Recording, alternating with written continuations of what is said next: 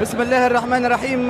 متابعينا مشاهدينا على الوطنية، كما تابعتم الاستوديو التحليلي الذي سبق لقاء الأجوار رقم 121 بين النادي الافريقي والترجي الرياضي التونسي. اجواء خاصه دائما في لقاءات الديربي، اجواء تعيشها عائلات اللاعبين، عائلات مشجعي الفريقين. اذا دائما حصريا على الوطنيه في تونس المتابعه المباشره ولو في قمه مبكره اثناء الجوله الخامسه. بسرعه تشكيله الترجي الرياضي التونسي. الضيف اليوم في لقاء الاجوار معز بن شريفيه في حراسه المرمى، ايهاب المباركي، حسين الربيع المعوض لخليل شمام، علي المشاني، شمس الدين الذوادي.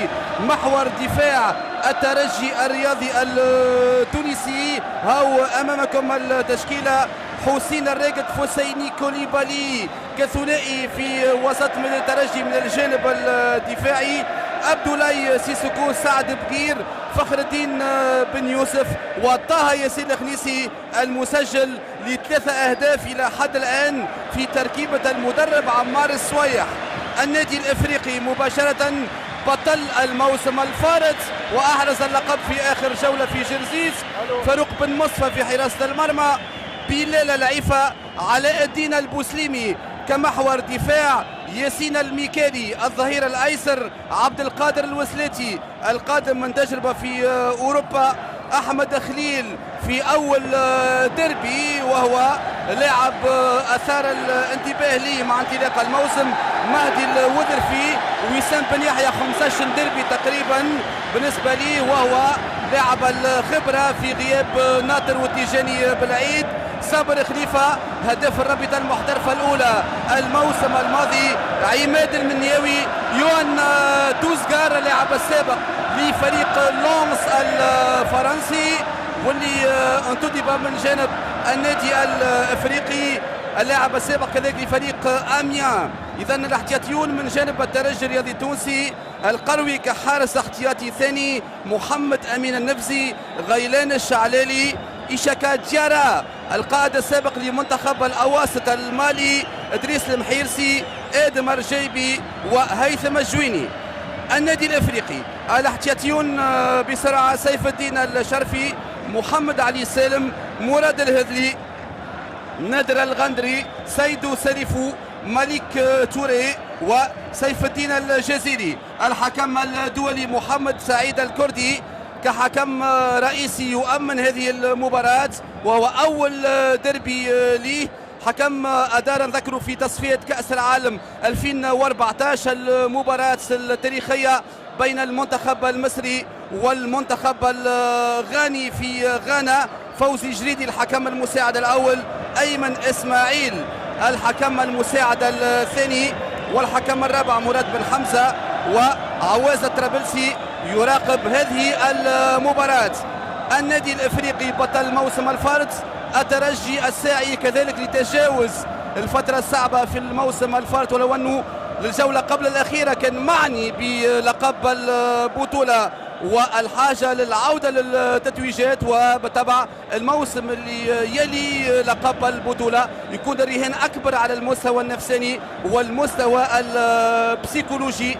ودائما ننتظر في انطلاق المباراة، وواضح كل الإجراءات يأخذها الحكم محمد سعيد الكردي للسير العادي للقاء الأجوار رقم 121 ورقم 40 بالنسبة للرابطة المحترفة منذ 96 97. الترجي ب9 نقاط والافريقي 6 نقاط، والافريقي تنقص مباراة امام فريق النجم الرياضي الساحلي ستدور في ديسمبر المقبل، والسماح للنجم الساحلي اللي باش يلعب نهائي كأس الكونفدرالية الافريقية لكرة القدم.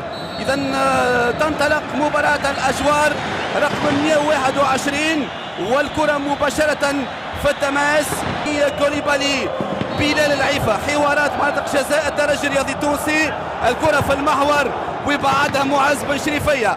أول رهان الكرة الثابتة من جانب الترجي الرياضي التونسي بالرجل اليسرى، والحارس فاروق بن مصفى، الحارس فاروق بن مصفى ثابت ويتحكم في الكرة الأخيرة. ترجع الكرة لصابر خليفة من الجهة اليسرى، أحمد خليل باش يصوب والحارس معز بن شريفية على مرتين. معز بن شريفية يتفادى هدف محقق لصالح النادي الافريقي.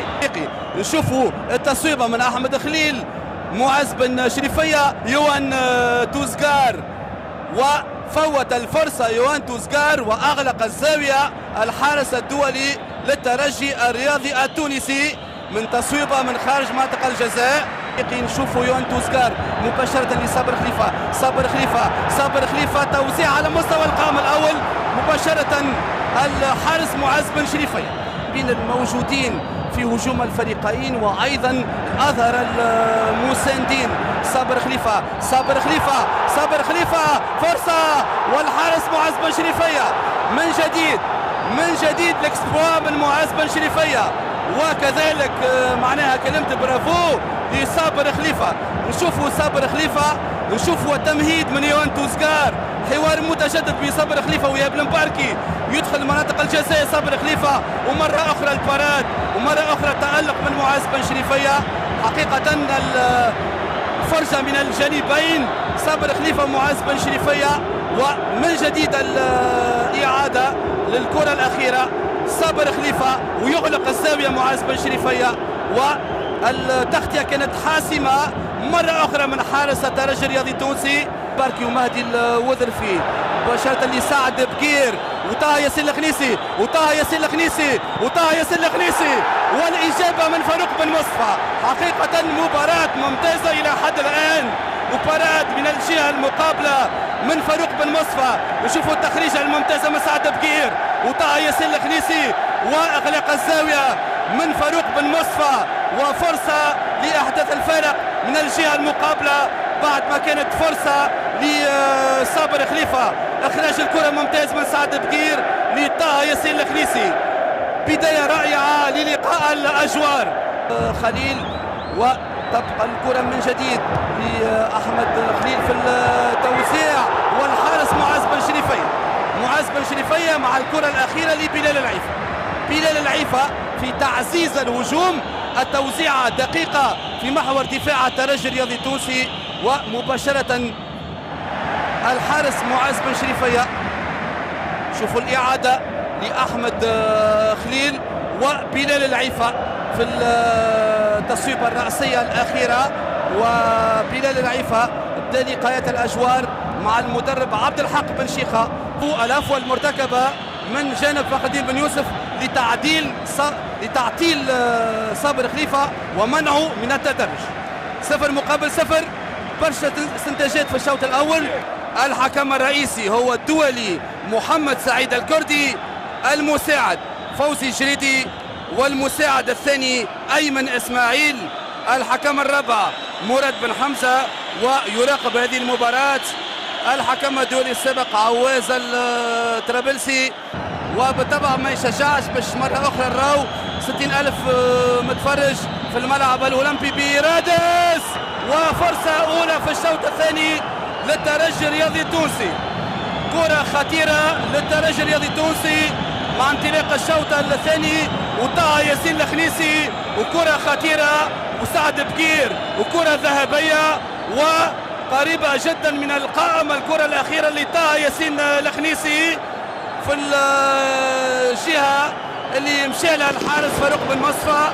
وأحباء الترجي الرياضي التونسي فوسيني كوليبالي، آدم الرجيبي، طه ياسين الخنيسي والتدخل من علاء البوسليمي والهفوة من مدافع النادي الافريقي. نشوفوا التواخل الاخير من طه ياسين الخنيسي اللي يحاول باش يرجع الكرة، وكان ايضا الالتحام مع طه ياسين الخنيسي.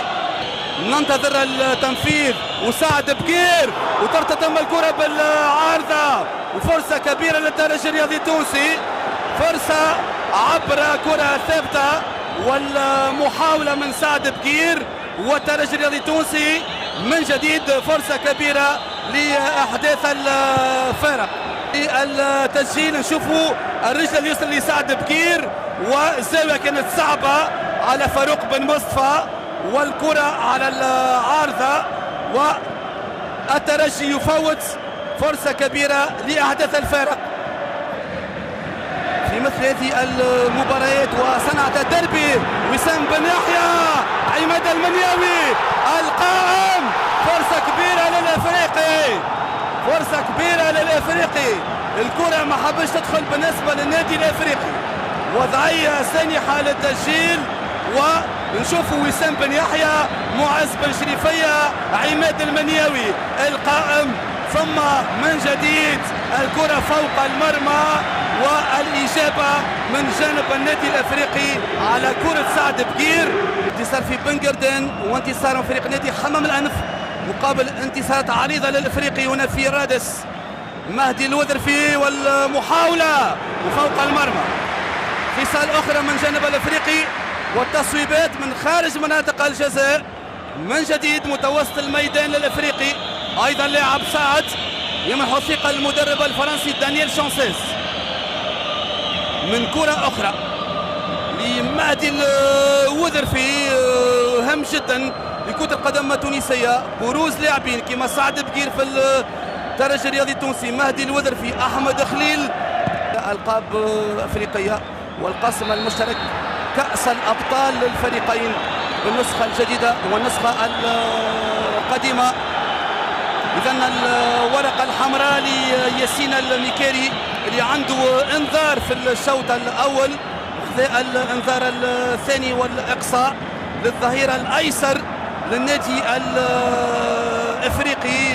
شفناه في الشوط الأول حصل على الانذار. شوفوا ياسين الميكيري واضح لمسة اليد بعد العملية الفنية من جانب كراوش أو فخر الدين بن يوسف. ناسعة من أحمد خليل وفوسيني كوليبالي، وعكس الهجوم للترجي الرياضي التونسي، والإمداد في مناطق الأفريقي، والحارس فاروق بن مصطفى. الإجابة من الترجي عبر عكس الهجوم، ويسبح كورته طه ياسين الخنيسي. الإمداد من فوسيني كوليبالي، والكنترول لم يكن ناجح.